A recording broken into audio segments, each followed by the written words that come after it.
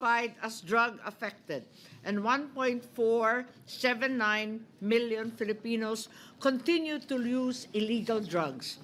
Since January 2024, a total of 52.12 billion worth of illegal drugs were confiscated, showing that the flow of illicit substances remains alarmingly persistent. Ang mga dating adik nagbalik loob sa pagiging adik. Yung mga dating takot, ang lalakas na ng loob. Ang mga pusher, di na nagpo-push back.